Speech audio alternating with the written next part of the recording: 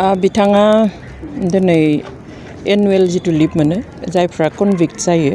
बिथांमोना बोसोरथाम कमप्लिट थाखांनायनि उनावहाय बोसोरफ्रोमबो लिभ मोनो एबा सुटि मोनो बे सुटियाव फैदों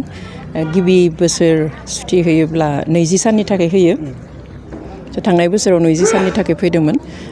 देग्लायनिफ्राय बिथाङा बोसोरफ्रोमबो 30 सान बेबादि सुटि मोनगोन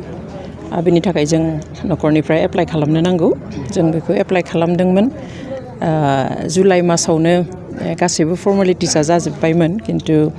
15 आगस्ट एबा उदांस्रि सान थानायखाय हरथ'वाखैमोन एप्रुभ जाब्लाबो दा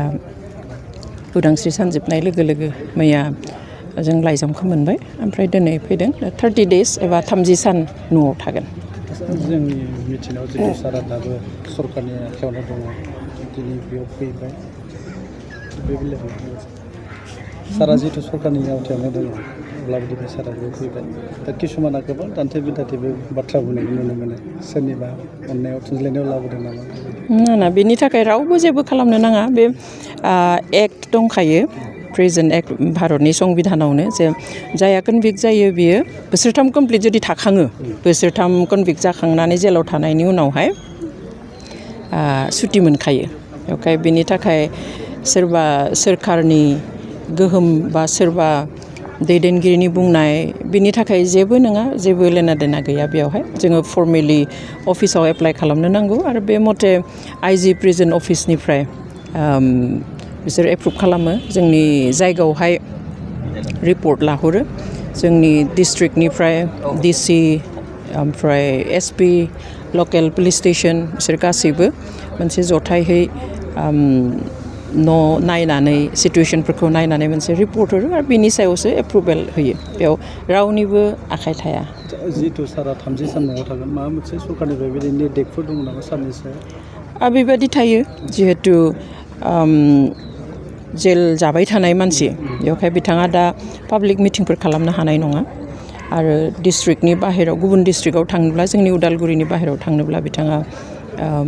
डिस्ट्रिक्ट अथरिटि उदालगुरि डिस्ट्रिक्ट अथरिटिनो इनफरमेसन होनांगोन बेनि उनाव थांनो हागोन स' आरो बिदि गुबुन मिटिं सिटिंबो गानो हानाय नङा दुलाराय बर' रायजोआनो दिनै सारजों दङ जितु सारनि थाखाय मालाबा आर'जबो गाबो गोग्गो देहानि थाखाय दाबायदियाव सारनि देहाया मा अबस्था देहायाथ' थिगैनो दङ गेजेरावहाय एसे फिसा बिला प्रब्लेम जादोंमोन खिन्थु दा थिगैनो दं आसा खालामो आफा इसोरा जेब्लायबो बिदिनो मोजाङैनो लाखिबाय थागोन गोसो आरो देहा मोननैखौबो थांफिननाय डेटआ 19 19 सेप्तेम्बर बे बारावहाय 30 साननि थाखाय फैबाय आरो अराय समनि थाखाय माब्लाबाफोर फैगोन होनना नोंथाङा सानो बेखौथ' आं साननाय बादि बा नोंथां साननाय बादि जानायमोनब्लाथ' जों बुंनोनो हागौमोन सिगाङावनो खिन्थु दायो जिथु स्टेटआ सुप्रिम कर्टआव थानाय केसआ दा जोङो एप्रिलनिफ्राय हियारिं डेट मोनाखै मोनैनि जाहोना एप्रिल दानावहाय जों खबर मोनफैबाय जोंनि सुप्रिम कर्टनि एडभकेटआ बुंबाय जे जोंनि जाय जाज मेइन जाज माने 2 जाजेस बेन्च जेरावहाय बे केसखौ सायदों सासेया थांलाय फैलाय जाबाय थायो खिन्थु सासेया पार्मानेन्टलि बेयाव थायो थ' बिथांखौ केरेलानि जिथु सबरिमाला केस बे सबरिमाला केसखौ रिअपेन खालामनायावहाय बेखौ डेइलि बिसार खालामनाय जागोन बेवहाय जोंनि माबाखौ लांथ'नाय जागोन जाजखौ बेवहाय एपइन्ट खालामनाय जाथ'दों होननानै